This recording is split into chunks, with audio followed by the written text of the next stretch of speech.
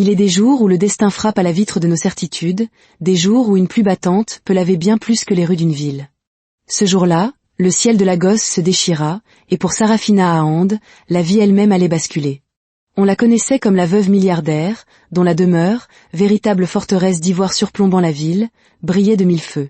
Son cœur, disait-on, était un coffre-fort dont elle seule avait perdu la clé. Alors que le ciel déversait des trombes d'eau qui martelaient l'asphalte, sa voiture glissa jusqu'à l'arrêt à un feu rouge. À travers la vitre ruisselante, elle l'aperçut. Un garçon efflanqué, pieds nus sur le terre-plein central, berçant deux nourrissons jumeaux emmaillotés dans du plastique. Leurs pleurs étaient étouffés par le fracas du tonnerre. Sarafina aurait dû détourner le regard. Les gens de son rang apprennent très tôt à le faire.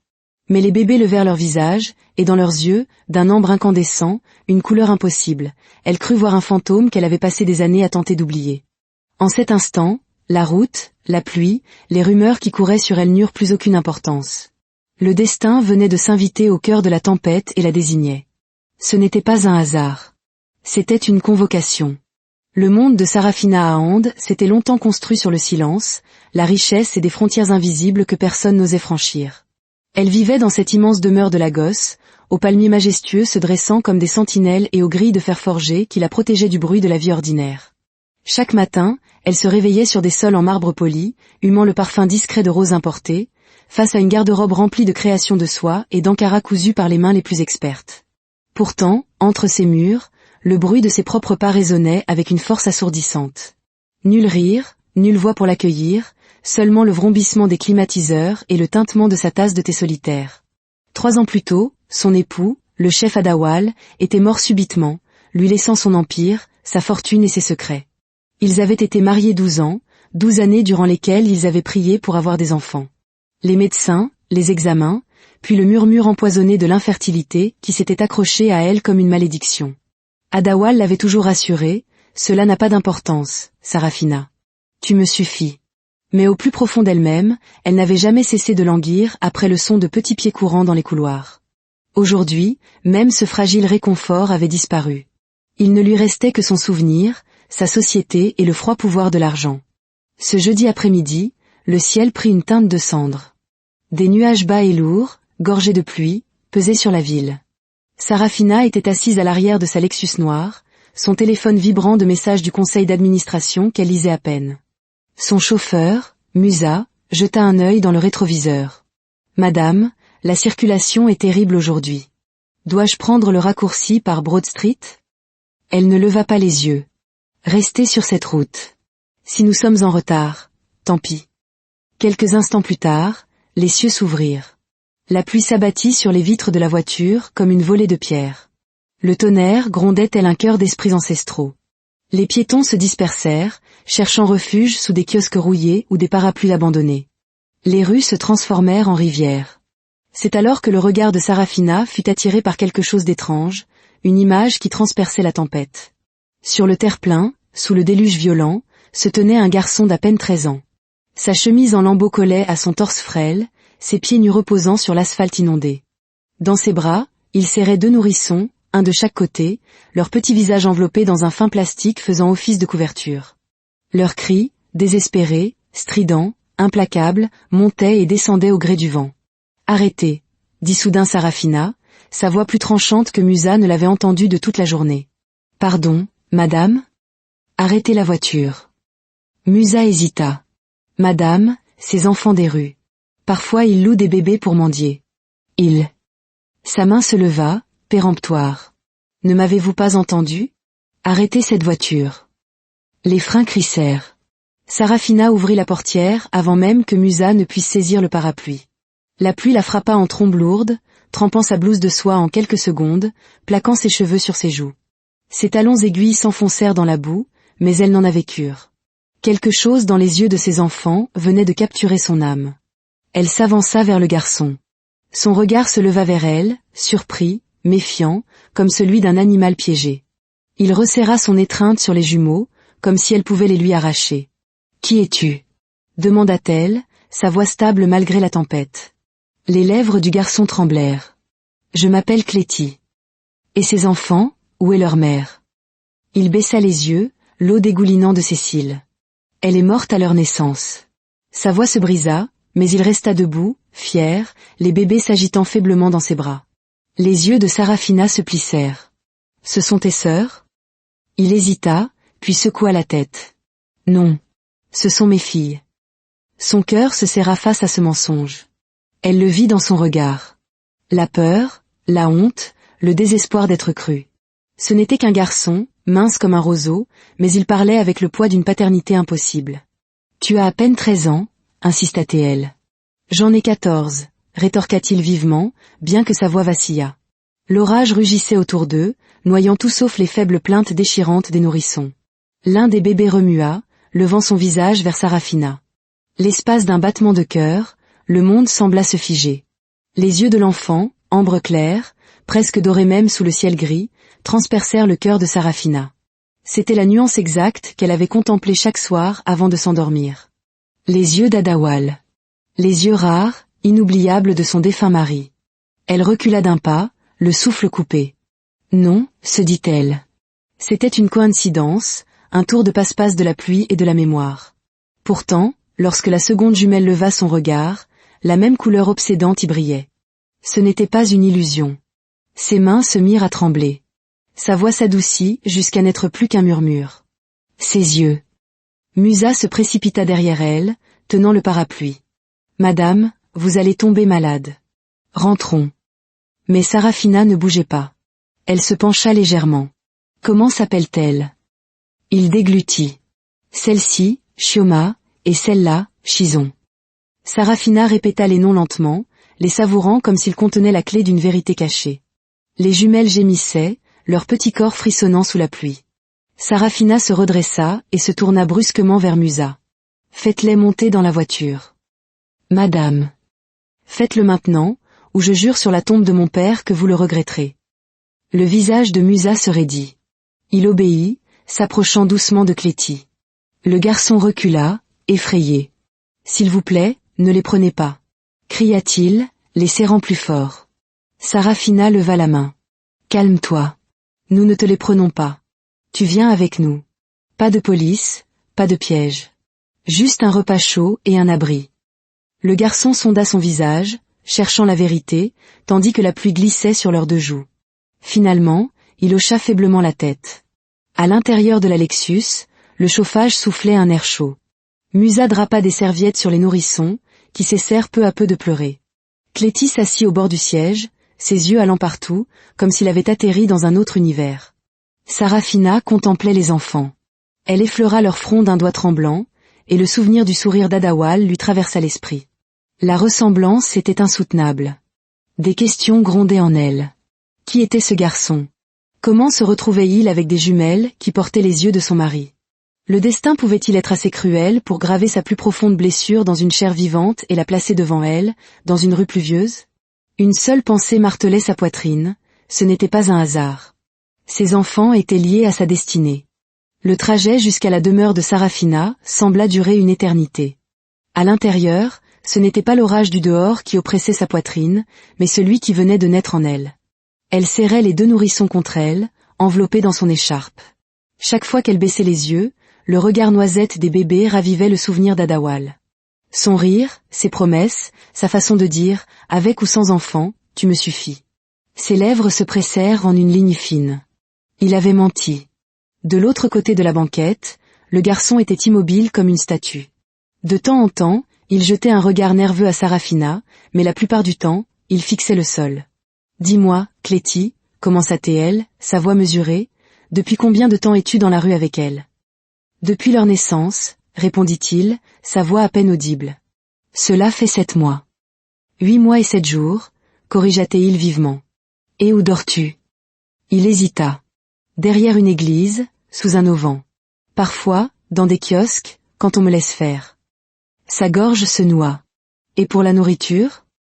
Je m'en dis, admit-il, sa voix tremblant de honte. Parfois, je lave des assiettes dans les gargotes. Si j'ai de l'argent, j'achète du lait. Sinon, je leur donne de la bouillie ou du pain trempé. Sarafina regarda de nouveau les bébés, si fragiles, et pourtant en vie après des mois d'une telle épreuve. Elle sentit une vague d'émotions contradictoires, l'admiration pour le courage du garçon, la tristesse pour sa souffrance et une fureur sourde envers Adawal. Comment avait-il osé? La voiture passa les grilles de fer de la propriété. La bouche de Cléty s'entr'ouvrit légèrement alors qu'il découvrait la structure blanche imposante, les lions de marbre gardant l'entrée. Le personnel de maison se précipita avec des parapluies.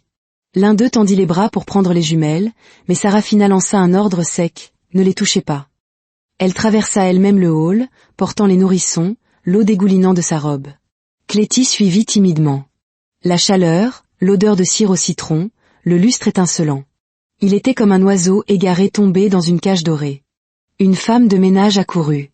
Madame Noni apportait une bassine d'eau tiède. Et appelait le docteur Martins. Dites-lui que c'est une urgence. Sarafina déposa délicatement les jumelles sur un canapé moelleux. Vous êtes en sécurité maintenant, murmura-t-elle. Le docteur arriva rapidement. Elles sont faibles, mais elles s'en sortiront, dit-il gravement. Elles ont besoin de lait, de chaleur et de repos. Le garçon aussi, il est malnutri. Faites tout ce qui est nécessaire, acquiesça Sarafina. Puis, elle se tourna vers Cléty. Ta mère? Qui était-elle? Il déglutit. Elle s'appelait Adana. Elle était enseignante. Et ton père? Sa voix se brisa. Je ne sais pas grand-chose. Il venait parfois. Pas souvent. Le pouls de Sarafina s'accéléra. De quoi te souviens-tu de lui? Le regard de Cléty se porta sur les jumelles. Sa voix n'était plus qu'un souffle. Ses yeux. Ils ressemblaient aux leurs. Sarafina se détourna brusquement. Cette nuit-là, elle ne dormit pas. Elle se tenait près de la fenêtre, repensant aux promesses d'Adawal, à la douleur des cliniques, à l'humiliation des traitements de fertilité infructueux. Il lui avait répété, nous nous suffisons. Pourtant, quelque part dans l'ombre, il avait une autre femme, une autre famille. Il avait laissé son cœur stérile se consumer de chagrin pendant qu'il plantait sa semence ailleurs, laissant derrière lui une preuve vivante de sa trahison. À minuit, Sarafina déverrouilla le tiroir de sa commode et en sortit un vieil album photo. Il y avait Adawal le jour de leur mariage, son regard noisette brillant, son bras autour de sa taille. Elle avait cru que ses yeux étaient son monde.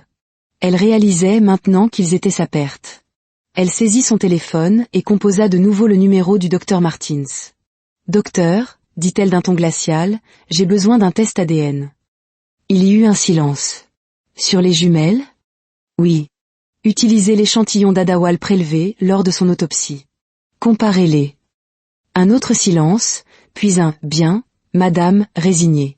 Elle raccrocha. Au fond d'elle, bien qu'elle voulût le nier, elle connaissait déjà la vérité. L'aube se leva lentement sur la demeure à Ande. Sarafina était assise à la table de la salle à manger, son assiette intacte. Cléty apparut, tenant une jumelle dans chaque bras. Leur visage était plus lumineux, bien que toujours fragile. « Bonjour, ma, dit-il doucement. « Bonjour. Assieds-toi. » Sarafina le regarda attentivement. « Tu as dit que tu avais 14 ans. Tu es trop jeune pour être leur père. Dis-moi la vérité. Es-tu leur frère ?» Le silence s'installa. Puis, lentement, Cléty baissa la tête. « Oui. » L'aveu résonna dans la vaste salle. Sarafina ressentit un étrange mélange de soulagement et de tristesse. « Pourquoi as-tu menti ?» Sa réponse fut un murmure brisé. « Les gens n'aident pas si je dis que je suis juste un frère. Mais quand je dis que je suis leur père, ils écoutent. » Sarafina se renversa sur sa chaise. « Je n'aime pas les mensonges. Je suis désolée. » Peu après, le docteur Martins arriva. Il préleva soigneusement des échantillons sur les joues des jumelles. « Combien de temps cela prendra-t-il » demanda Sarafina. « 2 jours, peut-être moins. » Ce soir-là, incapable de trouver le repos, elle entra dans une pièce qu'elle avait fermée à clé depuis des années, le bureau de son défunt mari. Dans le dernier tiroir, elle trouva une petite boîte en bois. À l'intérieur, des lettres liées par un ruban. Son souffle se coupa lorsqu'elle déplia la première page. « Adawal, merci d'être venu le week-end dernier.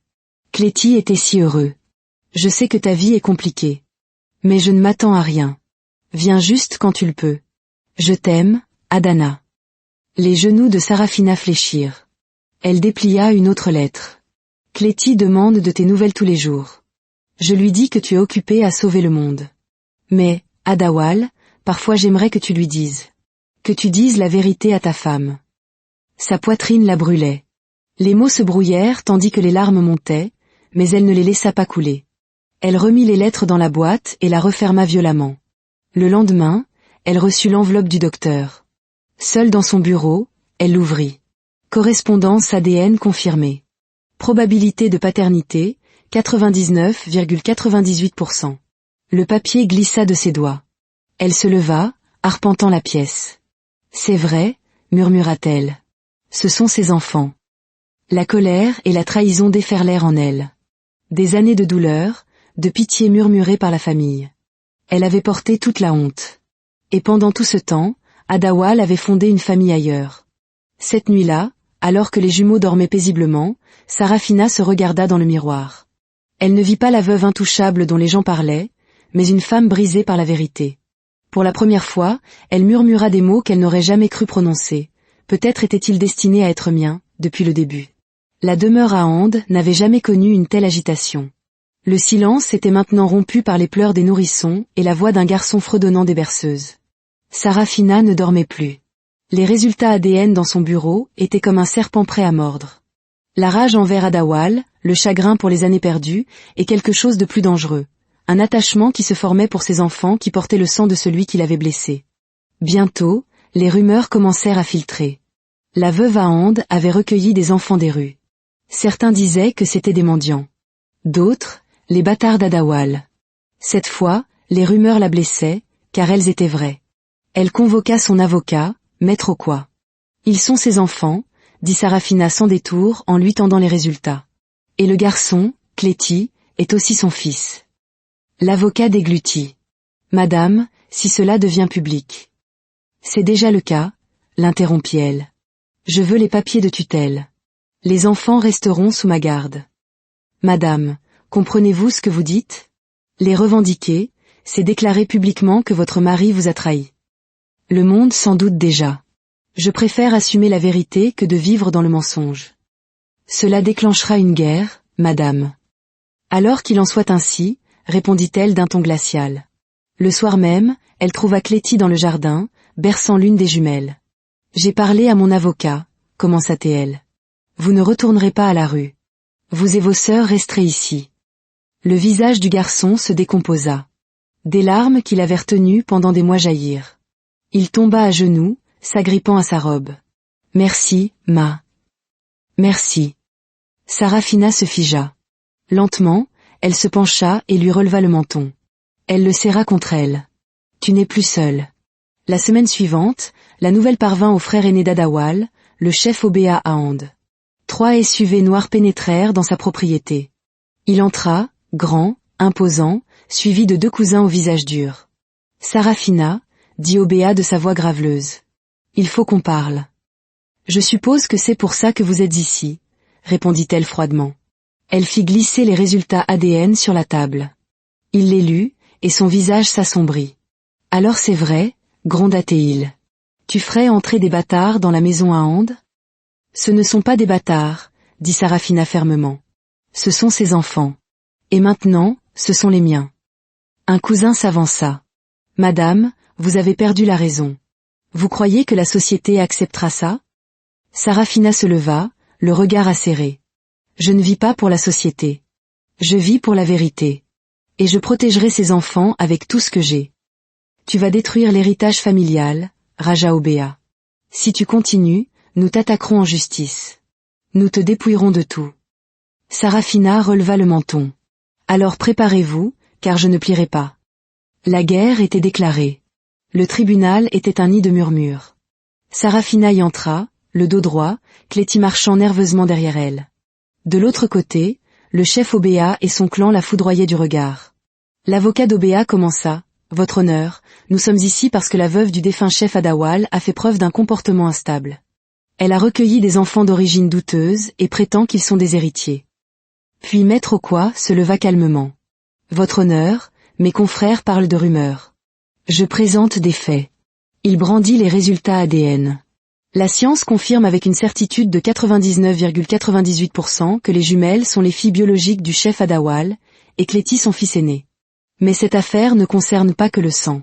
Elle concerne l'humanité. Ces enfants ont été abandonnés. Madame Sarafina ne s'est pas détournée.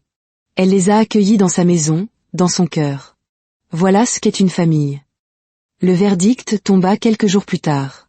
Après l'examen des preuves, le tribunal ne voit aucune raison de retirer la garde à Madame Sarafina Ahand.